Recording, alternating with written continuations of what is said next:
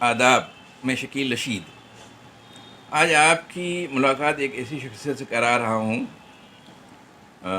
जो सहाफ़त की दुनिया में, अदब की दुनिया में और सियासत की दुनिया में भी आप कह सकते हैं कि किसी तारुफ़ की मोहताज नहीं है। मेरी मुराद मासूम मुरादाबादी साहब से है, जो एक बहुत ही अच्छे जर्नलिस्ट हैं, इनाम याफ़्ता जर्नलिस्ट हैं और सियासी जो माहौल है या सियासी जो हालात हैं उन पर बहुत गहरी नज़र रखते हैं और अपनी तहरीरों से आवाम को, समाज को, मुल्क को जगाते रहते हैं। मैंने उनके साथ नई दुनिया में काम किया है। उसके बाद उनके कॉलम जो हैं वो हमारे यहाँ पढ़ते रहे हैं, हमारे यहाँ छपते रहे हैं, शाया होते रहे हैं। और सिर्फ़ हमारे यहाँ क्यों, उनके कॉलम जो है मुल्क और बैरून मुल्क बहुत से उर्दू अखबारात में शाया होते रहे हैं। पाकिस्तान में उनके कॉलम बहुत शौक़ से पढ़े जाते हैं और उनके कॉलम चूँकि हालात हाज़िरा पर होते हैं, इसलिए ये अंदाज़ा होता है, ये पता चलता है उन्हें पढ़कर कि मुल्क किस करवट को जा रहा है और आवाम को क्या करना चाहिए। लेकिन एक चीज़ और बता दूं कि मासूम मुरादाबादी साहब जो हैं एक अच्छे जर्नलिस्ट, एक अच्छे सहाफ़ी होने के साथ साथ एक बहुत अच्छे अदीब हैं। हाल ही में उनकी एक किताब बिलमुशाफ़ा शाया हुई है, जिसमें उन्होंने चोटी के अदीबों से जो इंटरव्यू लिए थे उन्हें जमा किया है। और आज मैं उनसे उस किताब के ताल्लुक़ से और उसके बाद हालात हाज़िरा पर और मज़ीद कुछ मामलात पर गुफ्तगू करूँगा। मासूम साहब, आज हाल ही में आपकी किताब आई है बिलमुशाफ़ा, कुछ उसके ताल्लुक़ से बताइए, वो किताब क्या है? दरअसल बिलमुशाफ़ा जो है वो अदबी इंटरव्यूज़ का एक मजमुआ है। ये इंटरव्यूज़ मैंने अब से तकरीबन 35 बरस पहले लिए थे और इसमें अख्तर उल ईमान, कैफ भोपाली, अली सरदार जाफ़री, हबीब जालिब, इफ्तिखार आरिफ, अहमद फराज, बेकल उत्साही, जावेद अख्तर, मलिकज़ादा मंजूर अहमद, बशीर बदर और तमाम जो चोटी के शायर और अदीब थे। एक भगवान गिडवानी जिन्होंने the sword of Tipu Sultan novel लिखा था और जिस पर संजय खान ने एक सीरियल बनाया, उनका भी मैंने इंटरव्यू किया था। फिर अहमद मिर्ज़ा जमील का एक इंटरव्यू है जो उर्दू सॉफ्टवेयर नूरीन नस्तालीक के मौजूद थे, वो मैंने कराची में रिकॉर्ड किया था जब वो ये नूरीन नस्तालीक ईजाद हुआ था। उसके अलावा इस किताब में एक मुज़ाकरा है जो मैंने गुफ्तगू की थी उस वक्त जब अयोध्या का मूवमेंट बहुत ख़तरनाक रुख पर था। तो दिल्ली में एक धरना हुआ था मंडी हाउस में, तो वहाँ पर तमाम हबीब तनवीर और फ़हीमुद्दीन डागर, सुधीर दर और ये अपने कई बड़े नामी गिरामी लोग वहाँ मौजूद थे। तो मैंने उनसे गुफ्तगू की थी। वो भी एक मुज़ाकरा है कम्युनलिज़म के बारे में, फ़िरक़ा परस्ती के बारे में, कैसे मुल्क से फ़िरक़ा परस्ती का मुकाबला किया जा सकता है और फ़िरक़ा परस्ती को मिटाया जा सकता है। ये किताब दरअसल 1996 में शाया हुई थी सबसे पहले और इसका एडिशन ख़त्म हो गया था उसी वक्त चंद महीनों में। तो बहुत दिन से किताब आउट ऑफ प्रिंट थी और लोगों का बड़ा इसरार था कि भाई इस किताब को छापा जाए। लेकिन मेरे पास दूसरी और बहुत सारी मसरूफियात हैं, नई नई किताबें कुछ मैं करता रहता हूँ, लिखता रहता हूँ। लेकिन एक साहब हैं लखनऊ में, ओवैस सम्ली जी। जो मौलाना मंजूर नोमानी के नवासे हैं, जी। उन्होंने मुझे बहुत इसरार किया कि आप इस किताब को मुझे दीजिए और इसे छपवाइए, मैं इसे छापूँगा। तो मैंने कहा भाई मैं इस पर नज़रसानी करता हूँ और इसको थोड़ा अप टू डेट करके छापना चाहिए। तो मैंने उसमें 2-3 इंटरव्यूज़ उसमें और शामिल किए जो मैंने बाद में किए थे। जैसे मलिकज़ादा मंजूर अहमद का इंटरव्यू था और उसके अंदर अताउल्लाह कासमी साहब का इंटरव्यू मैंने किया था, वो भी उसमें शामिल किया। और एक इंटरव्यू उसमें जो शामिल किया गया है वो सलाहुद्दीन परवेज़ का है। जी। जी। जो जब ये इस किताब का पहला एडिशन आया था तो ये किताब फ़खरुद्दीन अली अहमद मेमोरियल कमेटी के ताउन से, माली ताउन से शाया हुई थी। उसने उस इंटरव्यू को सेंसर कर दिया था। अच्छा। जो उनका एक्सपर्ट था उसने कहा था कि ये इंटरव्यू नाकाबिल इशाअत है, इसको मत छापिए आप, तो मैंने उसको रोक लिया था। लेकिन अब मैंने उसको इसमें शामिल किया। वो काफ़ी कंट्रोवर्शियल इंटरव्यू है। मासूम साहब बताइए वो कि वो कितनी मुद्दत हुई, 30-35 साल उस ज़माने में भी सेंसरशिप थी इसका मतलब, और आज तो बहुत ज़्यादा हो गई सेंसरशिप। क्या था उस इंटरव्यू में, ऐसी क्या बात है या क्या बात थी जो उसे सेंसर करना पड़ा? असल में आप जानते हैं कि सलाउद्दीन परवेज़ एक मुतनाज़ अदीब थे, और वो बहुत कुछ ऐसी बातें बोलते थे जो हमारे अदीबों को और शायरों को पसंद नहीं आती थी। मैंने उनका इंटरव्यू यहाँ दे बॉम्बे में किया था उस वक्त, जी। और वो उस वक्त अपनी एक फ़िल्म बना रहे थे, जुम्बिश। जी। जी जी जी। तो मुझे ये याद नहीं है कि वो कौन सा इलाका था जहाँ बम्बई में मैंने उनका इंटरव्यू रिकॉर्ड किया था, लेकिन जिस अपार्टमेंट में इंटरव्यू किया था वहाँ शाम का वक्त था, रात का, मगरिब के बाद का, समंदर के किनारे। तो वो उनके एक दाई, उनकी दो बीवियाँ थीं। हाँ, गालिबन कौन सी जगह थी मुझे याद नहीं। बिल्कुल, मुंबई का आखिरी किनारा है वो, साहिल समंदर वाला, जहाँ हाँ, वो रहते थे। जी, जी, जी। तो एक तो मैं आपको ये बताना चाहता हूँ कि उस वक्त उनकी दो बीवियाँ थीं, तो दोनों उनके दाएं बाएं बैठी हुई थी। जी। तो मैंने उनसे सवाल किया कि भाई ये बताइए कि आप अदब के आदमी हैं और फिल्म की दुनिया में कैसे आपने कदम रखा है। जी। तो उन्होंने कहा देखिए मेरी दो बीवियां हैं, एक ये है अदब है, और एक ये इधर है लेफ़्ट साइड में ये फिल्म है। जी। तो इस तरह से मेरी ज़िंदगी। तो उन्होंने उस इंटरव्यू में कुछ अदीबों को, अब उनको अदबी गालियाँ कह सकते हैं, दी हाँ, हैं, जिन्होंने निशान। उनको क्रिटिसाइज़ किया, जिन्होंने मतलब उनका नॉवेल था आइडेंटिटी कार्ड, जब उसको साहित्य अकेडमी अवार्ड मिला तो ये कहा गया कि इसको हासिल करने के लिए सलाउद्दीन परवेज़ ने रिश्वत दी थी। तो वो मैंने सवाल किया था उनसे, उसका उन्होंने जवाब दिया है।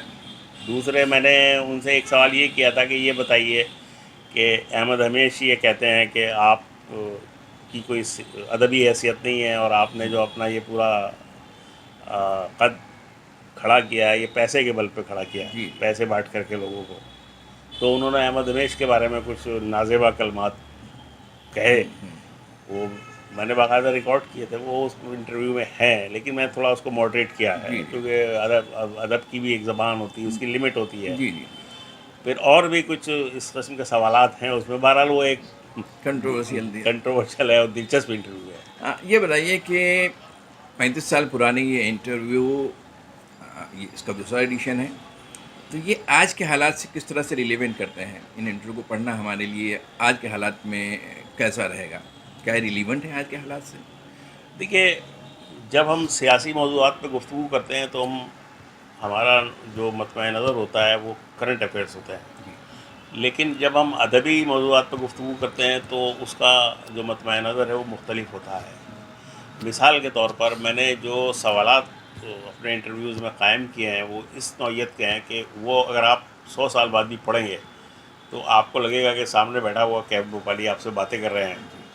सरदार जाफ़री बातें कर रहे हैं, हबीब जालिब बातें कर रहे हैं। जो चीज़ें तब्दील नहीं होती हैं, मिसाल के तौर पे कैफ भोपाली के बारे में लोग ये जानते हैं कि कैफ भोपाली भोपाल के रहने वाले थे, लेकिन इस इंटरव्यू में उन्होंने ये इंकिशाफ किया कि मैं लखनऊ में पैदा हुआ था, जी।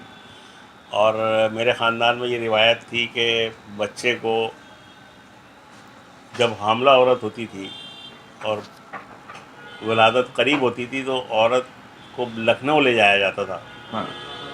और उसका मकसद ये था कि बच्चा मुहज़्ज़ब पैदा हो। जी।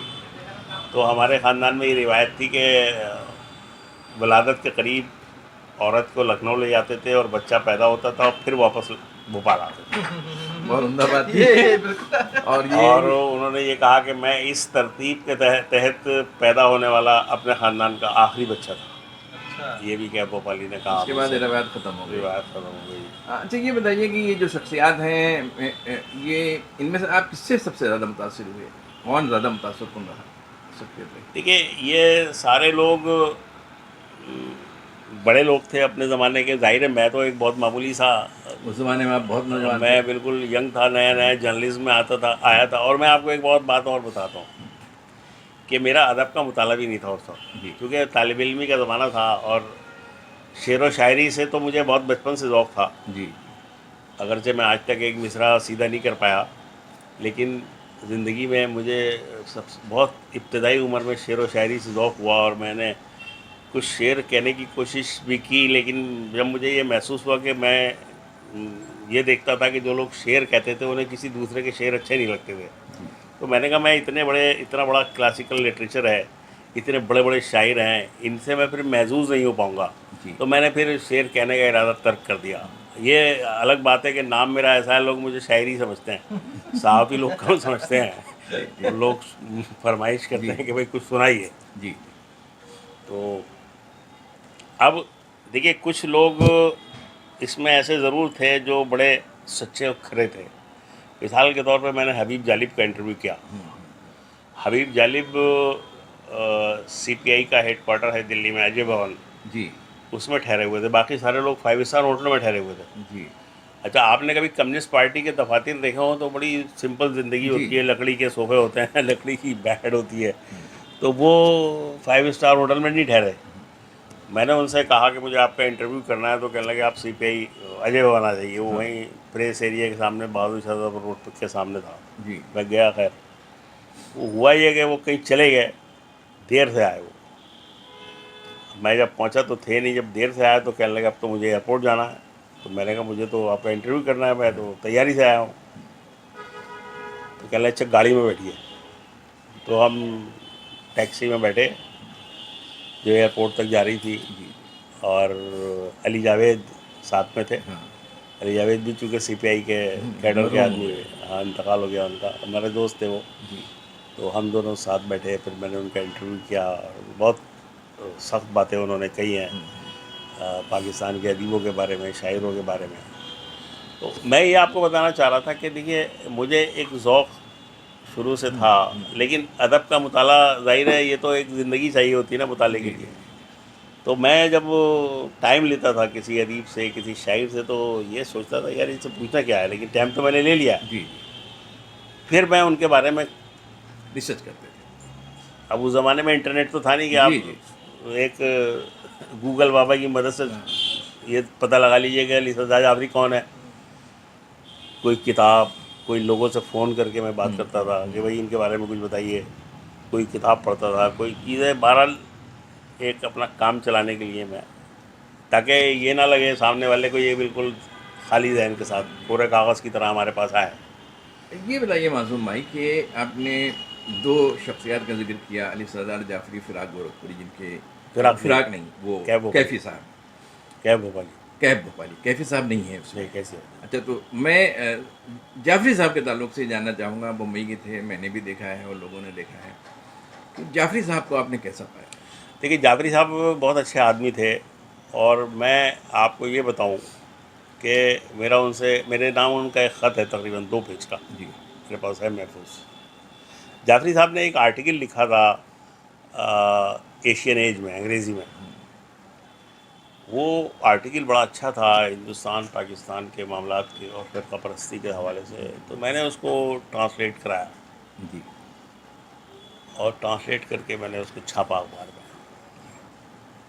और मैंने उसकी कॉपी सज़ा जाफरी साहब को यहाँ भेजी। जी तो उन्होंने दरअसल उस मज़मून में ये लिखा था कि हिंदुस्तान और पाकिस्तान में रहने वाले जो इंतहा पसंद अनासिर हैं, उन्हें इस बात को ज़हन में रखना चाहिए कि ये जो एटम बम है, अगर ये लाहौर पे गिरेगा तो इसकी जद में पूरा पंजाब भी आएगा, अमृतसर भी आएगा, या ये दिल्ली पे गिरेगा जी तो इससे लाहौर महफूज नहीं रह पाएगा। जी मतलब ये उनका कहने का मकसद था कि दोनों मुल्क ये ख़ुदकुशी की राह पर जा रहे हैं और इन्हें इससे बचना चाहिए। तो वो मेरे पास है उनका वो मज़मून कहीं रिकॉर्ड में, तो मैंने उनको यहाँ भेजा डाक से उसको जी एक ख़त के साथ। तो उन्होंने एक मुझे वापस एक ख़त लिखा, जी 2 सफ़े का ख़त था। उसमें उस तर्जुमे में कुछ थोड़ा सा एक पैराग्राफ था, उसमें जो हमारे ट्रांसलेटर थे उनको समझने में गलती हुई, और वो बड़ा कोई उन्होंने, मुझे याद नहीं आ रहा क्या मौजू था, मैं आपको बता सकता हूँ। वो मौजू ऐसा था कि उसको तर्जुमा करना आसान भी नहीं था। जी कुछ पुराने सहीफ़ों से मुताल्लिक़ बात थी, क्या जी थी, तो वो उसमें कहीं गलती हुई, तो उन्होंने उसकी वजाहत की थी।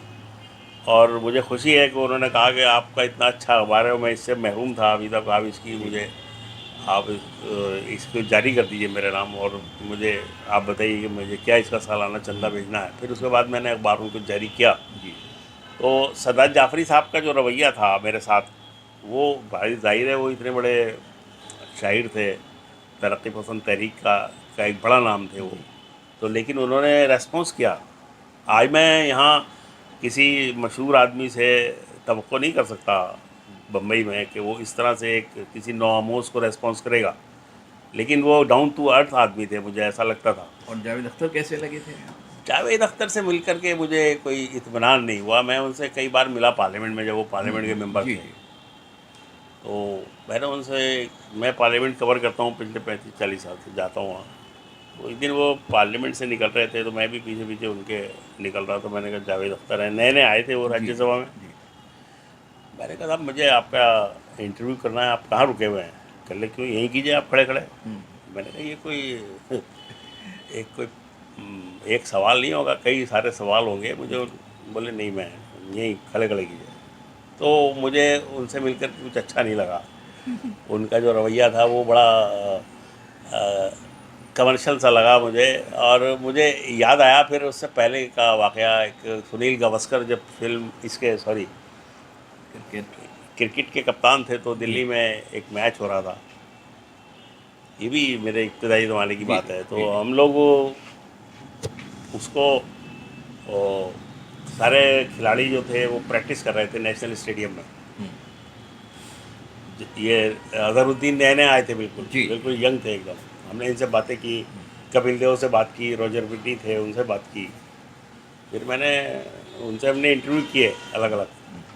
फिर मैंने सुनील गावस्कर से कहा, मैंने कहा, वो थोड़ा दूर खड़े हुए थे, मैंने कहा आपका इंटरव्यू करना है। तो उन्होंने मुझसे अंग्रेज़ी में कहा कि आप क्या पे करेंगे मुझे?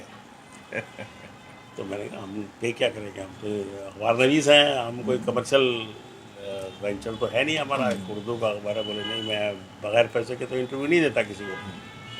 तो वो उनका जो रवैया था वो अजीब सा लगा मुझे। बहरहाल वो उस वक़्त चोटी के खिलाड़ी थे। और देखिए ये जो कमर्शियल अप्रोच है ना, ये बड़ी ख़राब चीज़ है। लेकिन पुराने जो लोग थे, अब मैंने अभी आपको बताया कि जी जावेद जी सिद्दीकी जी साहब ने मुझे फ़ोन किया। मैं एक फंक्शन में था उस वक्त, तो स्टेज पे बैठा हुआ था। तो मैंने कहा मैं आपसे थोड़ी देर बाद बात करूँगा, अभी मैं ज़रा सा मसरूफ़ हूँ। पहले तो मैं पहचान नहीं पाया कि कौन जावेद जी सिद्दीकी जी साहब है। तो फिर मैंने बाहर आने के बाद उन्हें रिंग किया, कहने लगे भाई मैं बम्बई से बोल रहा हूँ, जावेद सिद्दीकी, और आपने बड़ी ज़बरदस्त किताब छापी है ये मौलाना मोहम्मद अली जौहर पर। और मैंने कहा आपको कहाँ कैसे मिल गई? तो कहने लगे वो शादाब रशीद साहब ने मुझे किताब पहुँचाई है, और मुझे बड़ी खुशी हुई इस किताब को देख कर के, और इसको आगे बढ़ना चाहिए, और ये सरहद पार भी छपनी चाहिए। तो खैर वो उन्होंने एक अरेंजमेंट किया। तो जावेद सिद्दीकी साहब से उसके बाद भी मेरी कई बातें हुई, कई बार गुफ्तगू हुई मेरी।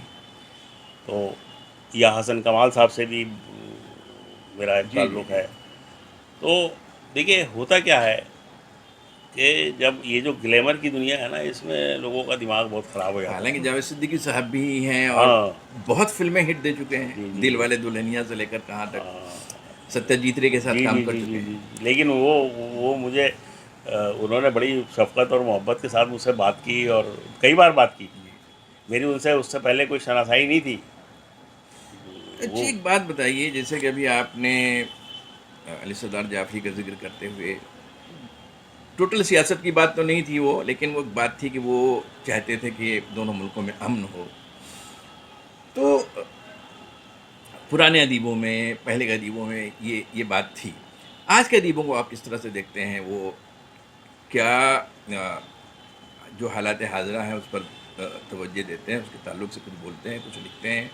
क्या लगता है आपको? देखिए मुझे जो बेशतर लोग हैं अदीब और शायर, वो अपने दुनिया में मस्त हैं। अब एक यहाँ बम्बई के एक शायर हैं, कुछ फिल्मों में गाने वाने भी उनको आए हैं। वो एक साहब ने दिल्ली में उनको बुला लिया अपने घर पे, मुझे भी बुला लिया।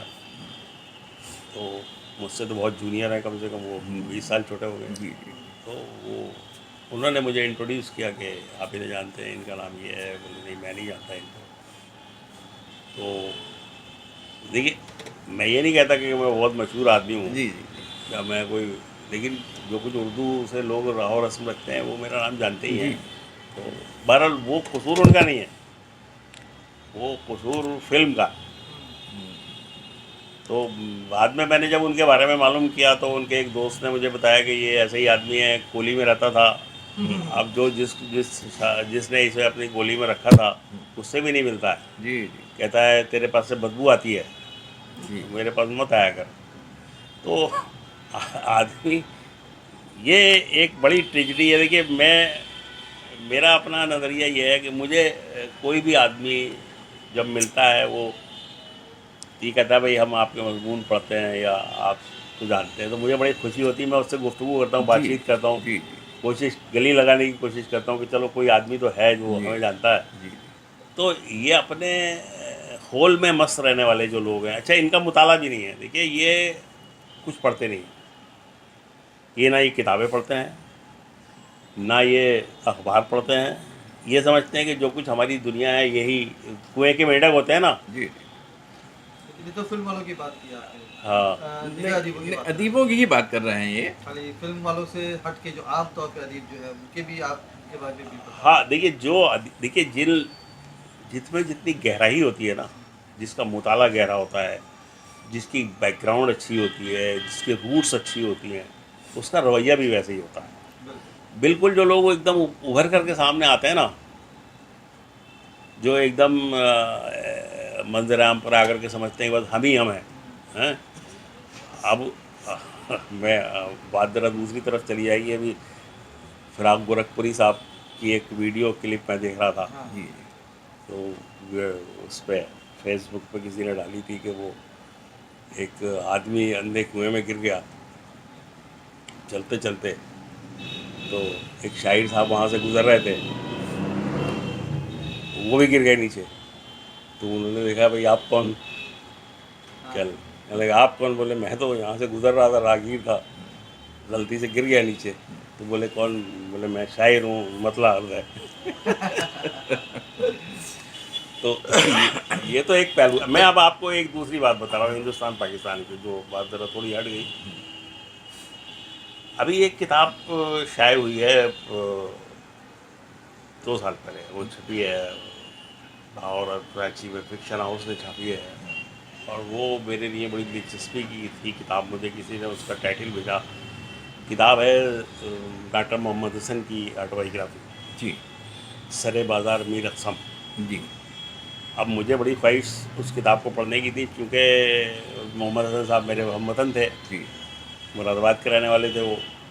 और उनके जो चचा थे वो मेरे उस्ताद थे, अजीज़ हसन साहब। जी तो अब वो किताब में से मुझे कैसे हासिल हो? भाई साहब, मेरा एक भाई जो दुबई में बिज़नेस करता है, उसको मैंने फ़ोन किया। मैंने कहा यार ये किताब, उसके यहाँ कुछ पाकिस्तानी लोग काम करते हैं जो आते जाते रहते हैं, मुझे ये किताब चाहिए। उसने बेचारे ने वहाँ से कोई जा रहा था कराची, उससे किताब मंगाई और फिर वो दुबई गई और दुबई से वो मुरादाबाद आई और मुरादाबाद से मुझे दिल्ली में मिली है कल, अभी पिछले हफ्ते। जी मैं ये कहना चाहता हूँ कि ये हिंदुस्तान और पाकिस्तान की जो कशीदगी है ताल्लुकात में, और जो ये पेच है, इसका सबसे ज़्यादा नुकसान जो है यहाँ के अवाम को हो रहा है। और उनसे ज़्यादा नुकसान हम जैसे तालिब इल्मों को हो रहा है, जो अदब के तालिब इल्म हैं, जो कुछ पढ़ना चाहते हैं।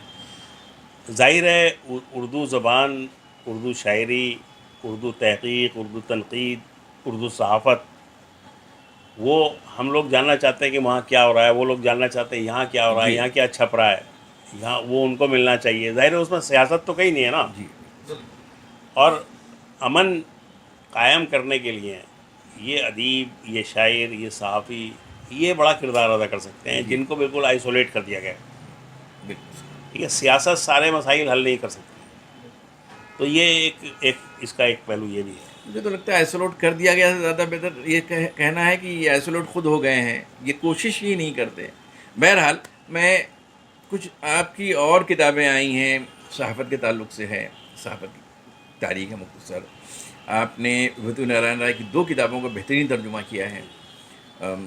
एक उनकी तहकीकी किताब है पुलिस और फ़िरका परस्ती पर, और एक किताब उनका शहर में कर्फ्यू। शहर में कर्फ्यू, जो उनका बहुत मशहूर नावल है।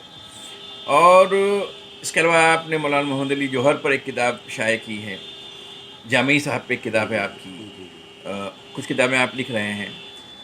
इन किताबों को बताते हुए आप ये बताइए, इन किताबों के ताल्लुक से कुछ रोशनी लाते हुए आप ये बताइए कि क्या आप अपनी याददाश्त भी लिख रहे हैं? हाँ देखिए, मैं ये आपने अच्छा सवाल किया। मैंने तकरीबन अपनी याददाश्त मुकम्मल कर ली है, माशाल्लाह। 90% मैं लिख चुका हूँ, और मैं रोज़ाना कुछ ना कुछ लिखता हूँ, जी। क्योंकि मेरे कुछ दोस्तों का इसरार था कि भाई मुझे कुछ लिखना चाहिए अपनी मेमोरीज़। मैं कोई बड़ा आदमी तो नहीं हूँ, ना कोई बड़ा सहाफ़ी हूँ, ना अदीब हूँ, लेकिन कुछ याददाश्तें मेरी ऐसी ज़रूर हैं जिसमें मैं दुनिया को शेयर करना चाहिए। शेयर करना चाहता हूँ। मतलब मैं एक बहुत गरीब घराने में पैदा हुआ।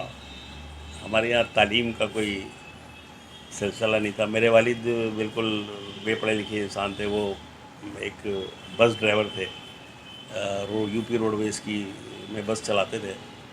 लेकिन मेरी माँ जो थी वो बहुत पढ़ी लिखी खातून थी, और वो मेरे ख़ानदान की पहली पढ़ी तालीम याफ्ता खातून थी जिसने मुझे उर्दू सिखाई। जी। दरअसल तो वो कुछ चीज़ें जो मेरी इब्तदाई ज़िंदगी की हैं, मसलन मैं एक स्कूल में गया जब हमारे पास फ़ीस जमा करने के भी पैसे नहीं होते थे। एक स्कूल था इंग्लिश मीडियम, 50 रुपये उसकी फ़ीस थी। मुझे उसमें दाखिल कराया गया, लेकिन हम फ़ीस जमा करने के लायक नहीं थे। वो उस स्कूल से मुझे निकाल दिया गया कुछ दिन के बाद। फिर अभी कुछ साल पहले उस स्कूल ने मुझे इनवाइट किया एज ए चीफ गेस्ट, और कहा कि आप हमारे बच्चों को ख़िताब कीजिए और कुछ ये इनामात हैं वो बांटिए। तो मेरे आंखों में आंसू आ गए। मैंने कहा कि देखिए, ये वही स्कूल है जहाँ से मुझे निकाला गया था अब से 50 साल पहले। चूँकि मैं 50 रुपये फ़ीस नहीं भर सकता था, आज मुझे खुशी है, ये कुदरत का इनाम है कि उसने मुझे इस काबिल बनाया कि मैं आपसे बातें कर रहा हूँ। और आपको इन्होंने, वही स्कूल के वही प्रिंसिपल थे वो, तब तो उनकी 90 साल की उम्र है, वो बैठे थे वहाँ पर। तो उन्होंने कहा हमें तो याद नहीं है क्या आप। मैंने कहा मैं उस वक्त इतना छोटा था कि आपको क्या याद जी। होगा। तो वो फिर हमारे ख़ानदान में एक बहुत बड़ी फैमिली थी, रॉयल फैमिली थी वो। उसकी मैंने दास्तान लिखी है, बड़ी दर्दनाक दास्तान है।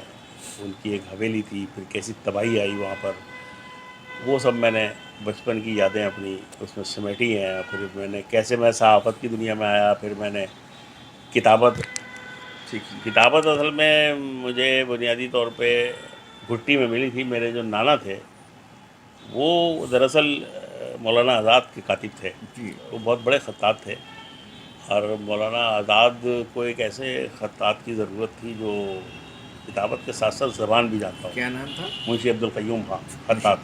जी। तो मेरे नाना 6 ज़बानें जानते थे, टर्की भी जानते थे वो। जी। तो वो अरबी, फ़ारसी, उर्दू, हिंदी, अंग्रेज़ी सब ज़बानों को बड़ी महारत थी उनको। आमतौर से कातिब इस तरह की नहीं नहीं जानते। होते। हाँ। जी। तो वो मौलाना आज़ाद चाहते थे कि वो ये मेरी तफसीर ऐसा शख्स लिखे जो ज़रा उसकी गिरफ्त ज़बान पर। तो वो ले गए उनको, मेरे नाना को। वो उस वक़्त मदीना अखबार में काम करते थे बिजनौर में। कलकत्ता ले गए, और कलकत्ता में तकरीबन 1.5 साल वो मौलाना आज़ाद के साथ रहे, और उन्होंने मौलाना आज़ाद का बड़ी परेशानी का दौर देखा वहाँ पर। वो सब मैंने एक किताब उन पर कंपाइल की है अपने नाना पर, जो जी। जी। तकरीबन 200 सफ़े की किताब है। अभी वो NCPL से शाये हो रही है, अगले महीने आ जाएगी। फिर जब मौलाना आज़ाद किला अहमद नगर की जेल से रिहा हुए और गुबार खातिर लिख करके लाए वो, तो फिर उन्होंने मेरे नाना को बुलाया और उनको कहा कि देखिए खां साहब, ये किताब आप किताबत कीजिए। उस वक्त भी उनके माली हालात ख़राब थे। तो न सिर्फ ये कि उसका पहला एडिशन मेरे नाना ने किताबत किया, बल्कि उसकी प्रिंटिंग का भी इंतज़ाम किया। वाह और उन पर कुछ कर्ज़ था मौलाना आज़ाद पे, वो उस किताबों को बेच करके वो कर्ज़ अदा किया गया। वाह तो ये एक दौर था मौलाना आज़ाद का, वो सब किताब को आपको पढ़ने को जी मिलेगा। जी तो तकरीबन 14-15 खतूत हैं मौलाना आज़ाद के मेरे नाना के नाम, जो मकतूबात आज़ाद में शामिल हैं।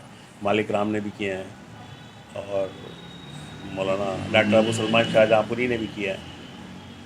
तो ये सब चीज़ें वाक़यात चीज़ें थी। फिर मेरे जो मामू थे वो जामिया के, जामी साहब जी मौलाना अब्दुल मलिक जामी, वो उन्होंने 1942 में जामिया से ग्रेजुएशन किया था। फिर वो वहाँ उन्होंने मुलाजमत भी की, टीचर भी रहे और कई शोबों की बुनियाद डाली। वो डॉक्टर जाकिर हुसैन के बड़े सही थे, शागिर्द थे। तो उन्होंने मौलाना मोहम्मद अली जौहर को देखा वहाँ पर, जी लेकिन वो 1946 में चले गए थे मदीना मुनव्वरा, जी और वहीं उन्होंने ज़िंदगी गुजारी। वहीं उनका 91 में इंतकाल हुआ। तो उनके इंतकाल के बाद मैं गया वहाँ और सब उनका ज़ख़ीरा निकाल करके लाया। तो उसी का नतीजा ये किताब है, मौलाना मोहम्मद अली जौहर मोहम्मद अली जौहर साहब वाली जी और जहाँ तक सहाफ़त का ताल्लुक़ है, देखिए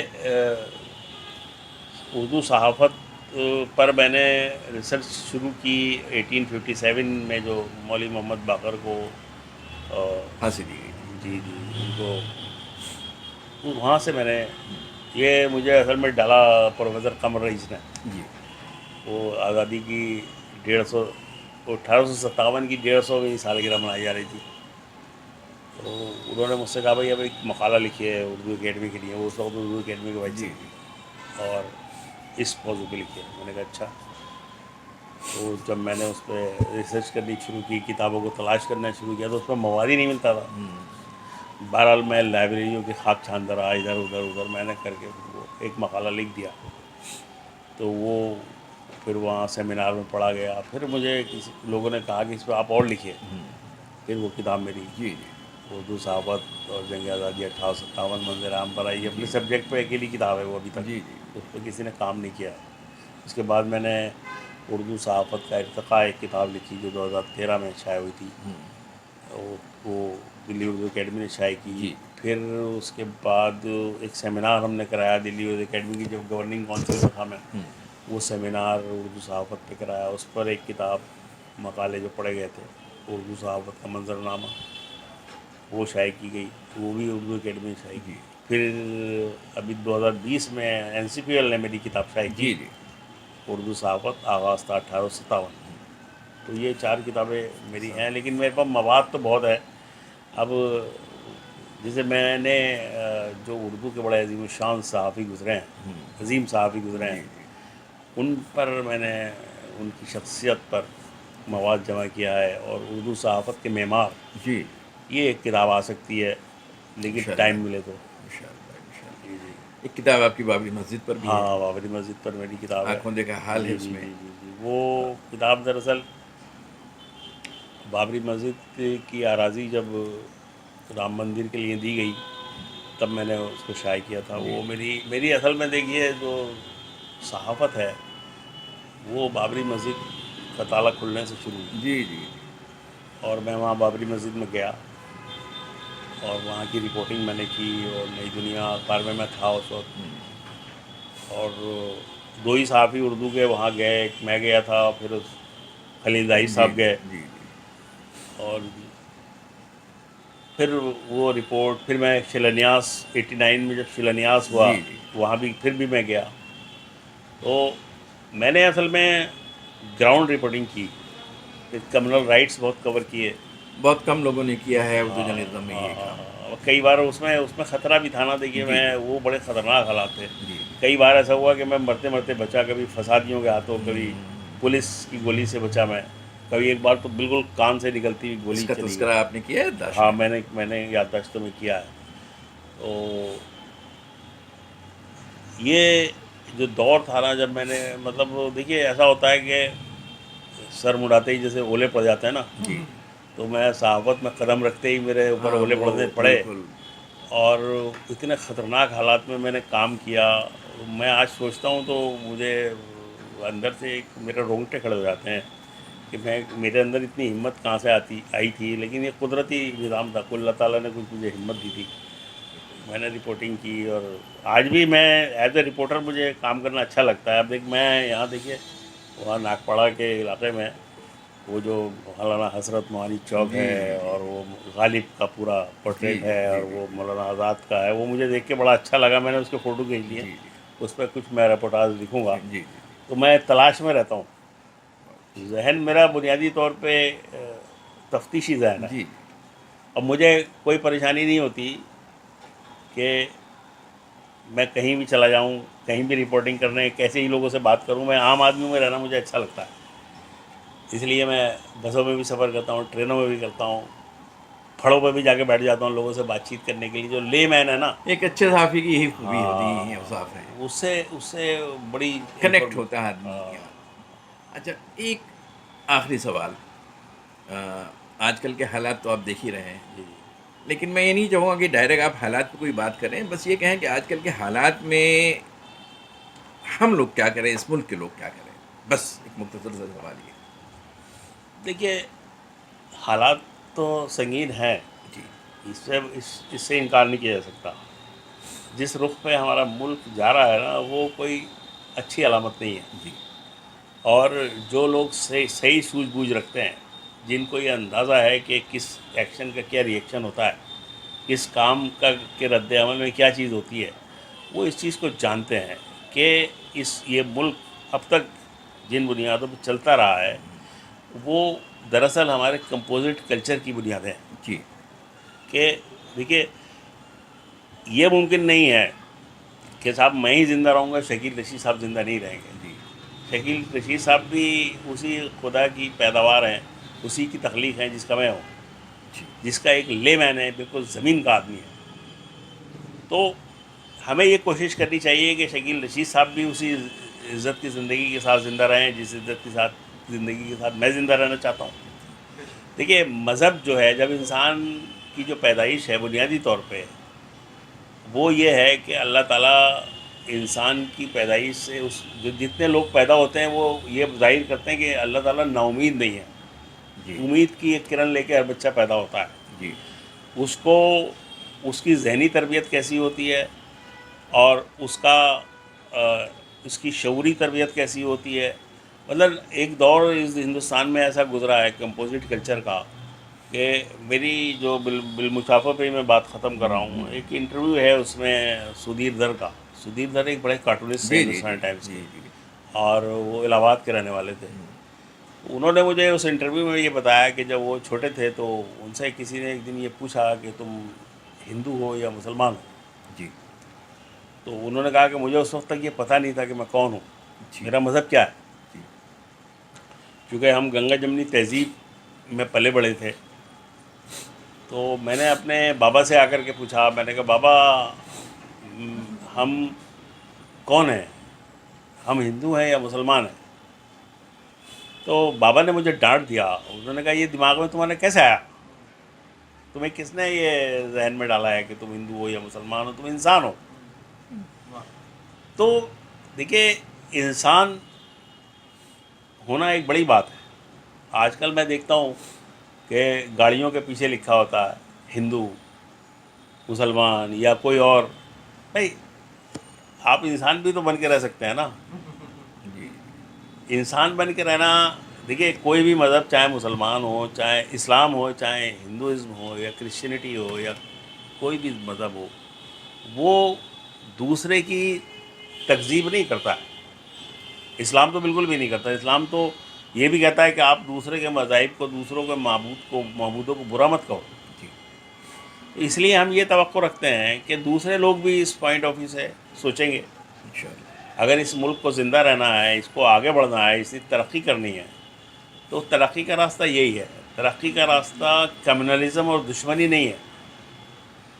वो बशीर बदर के इस शेर पे मैं ख़त्म करता हूँ बात को कि दुश्मनी का सफ़र एक कदम दो कदम, तू भी थक जाएगा मैं भी थक जाऊँगा। तो हाज़रीन, ये थे मासूम मुरादाबादी। अदब, सियासत मुल्क के हालात, मुख्तलिफ़ मौज़ूआत पे बातें कर रहे थे, अपनी किताबों पे बातें कर रहे थे और इन्होंने हमारे सामने 2 सवाल छोड़े हैं। एक सवाल क्या हम इंसान बन सकेंगे और एक सवाल ये कि अगर हमें तरक्की करना है तो क्या हम एक दूसरे के साथ मिलकर रह सकेंगे। आप सोचें इस पर।